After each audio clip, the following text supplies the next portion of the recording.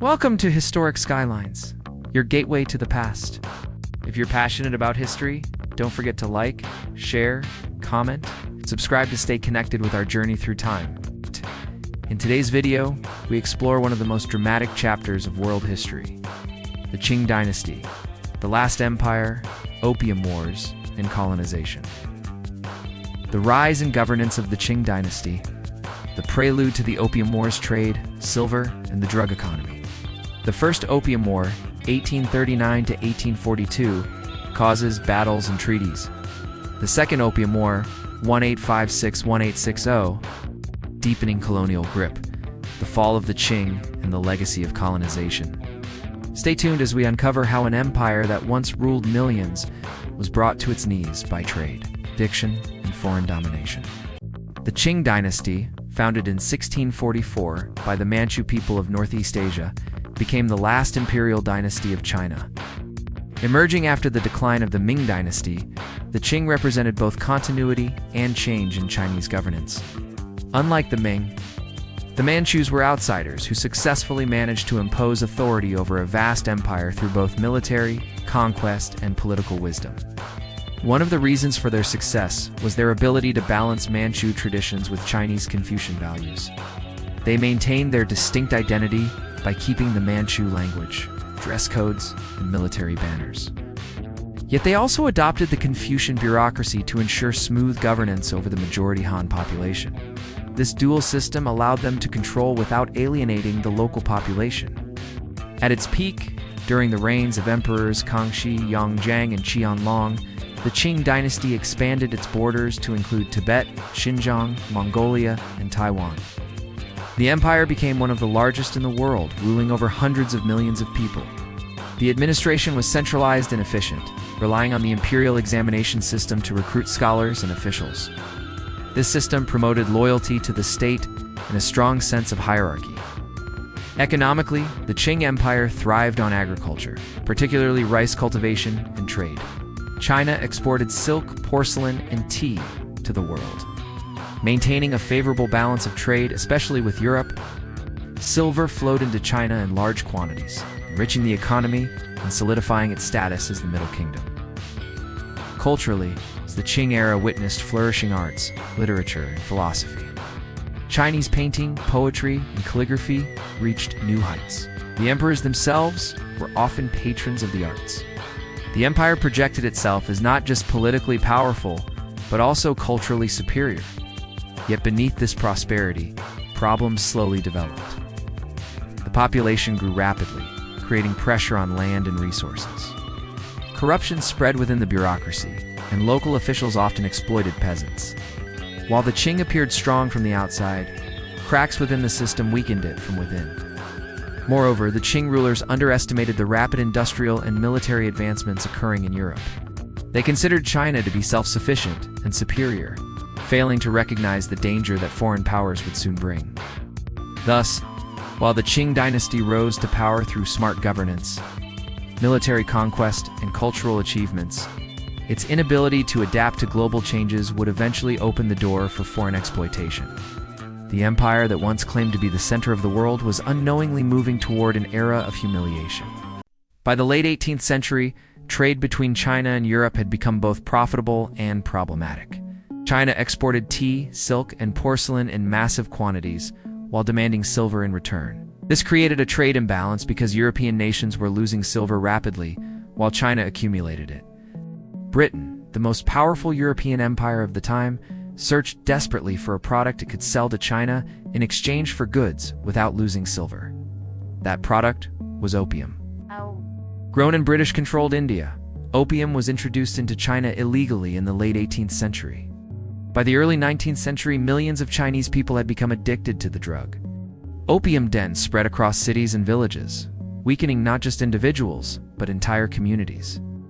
The addiction crisis drained productivity, harmed families, and destabilized the social order. The Qing government realized the devastating impact of opium and attempted to ban its trade. However, corrupt local officials often accepted bribes, allowing smugglers to operate freely.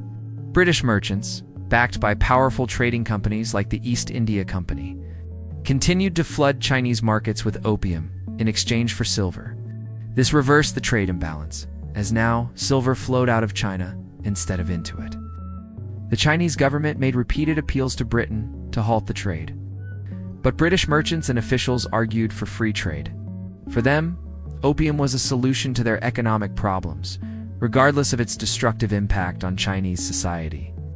In 1839, the Qing Emperor sent Commissioner Lin Zexu to Canton, Guangzhou to crack down on opium. Lin took a strong stand. He confiscated and destroyed over 20,000 chests of opium. His famous letter to Queen Victoria questioned the morality of Britain profiting from poisoning another nation. However, his bold action directly challenged British economic interests. Britain responded not with diplomacy, but with gunboats. The stage was set for war. Thus, the Opium Wars were not just about trade. They symbolized a clash between two worlds, a traditional empire trying to protect its people, and an industrialized, imperial power determined to expand profit and influence at any cost. This imbalance of power would soon reveal itself on the battlefield. The First Opium War erupted in 1839 after Commissioner Lin Zexu's crackdown on opium in Canton. The destruction of opium supplies was seen by Britain as an attack on its commercial rights, and the British government sent warships to protect its traders. The war highlighted a massive gap between the military technologies of Britain and Qing China. While the Chinese army relied on outdated cannons, swords, and junk wooden ships, Britain had steam-powered gunboats, advanced rifles, and naval artillery. The British Navy quickly blockaded key ports, including the vital Pearl River Delta. The battles were short, but devastating. Britain captured Hong Kong in 1841 and advanced into the Yangtze River, threatening the economic heart of China.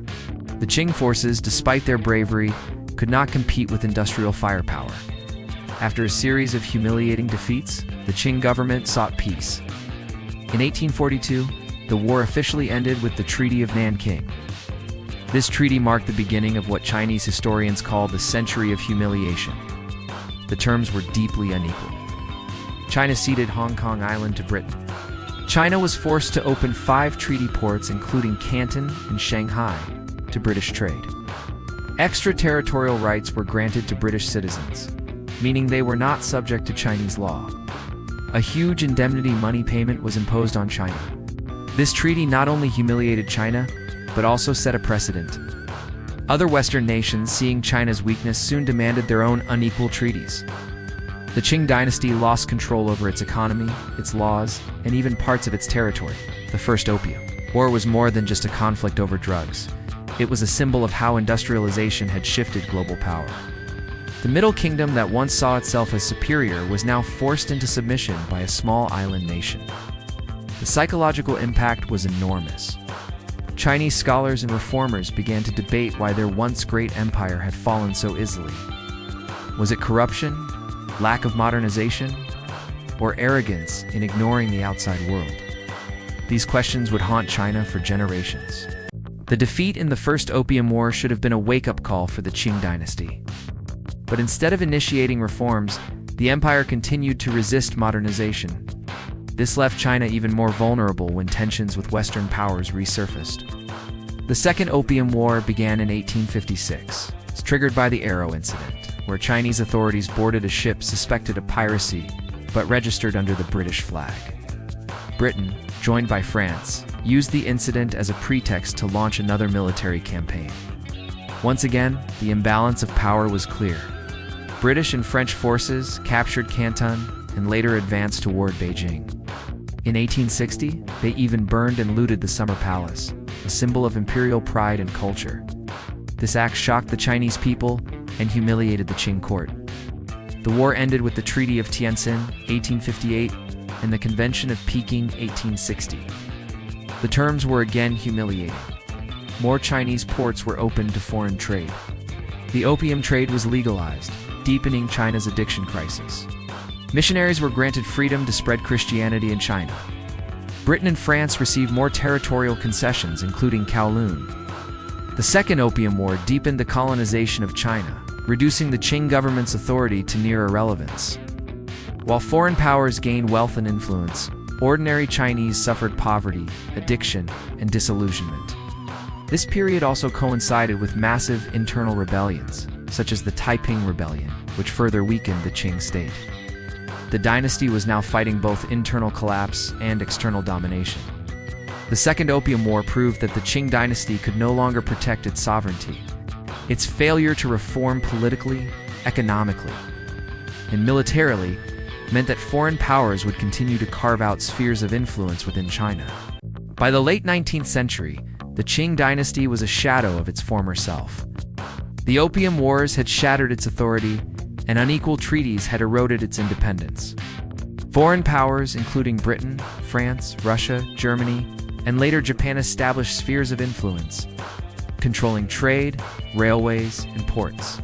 Internally, rebellions and uprisings such as the Taiping Rebellion, 1852, 1864, and the Boxer Rebellion, 1899 to 1901, further weakened the empire. The Qing court's attempts at reform, known as the self-strengthening movement, came too late and were too limited. Unlike Japan, which modernized rapidly during the Meiji Restoration, China clung to tradition and resisted industrialization. By the early 20th century, nationalist movements were growing stronger. Intellectuals, students, and revolutionaries began to call for the end of imperial rule and the creation of a republic. The humiliation suffered during the Opium Wars became a rallying cry for reform and resistance. In 1911, the Qing dynasty finally collapsed after the Xinhai Revolution, led by Sun Yat-sen and revolutionary groups. The abdication of the last emperor, POI, marked the end of more than 2,000 years of imperial rule in China. The legacy of colonization left deep scars. Economically, China lost control over its own markets. Socially, millions were destroyed by opium addiction. Politically, the Qing court's weakness damaged the trust of the people, paving the way for nationalism, communism, and decades of struggle. Yet out of this dark period came new lessons. China's humiliation under foreign domination ultimately inspired later leaders to modernize, industrialize, and resist exploitation. The memory of the Opium Wars remains alive in Chinese political thought even today, shaping its foreign policy and national identity. The fall of the Qing dynasty was not just the end of an empire, it was the beginning of modern China. This painful journey toward independence and revival.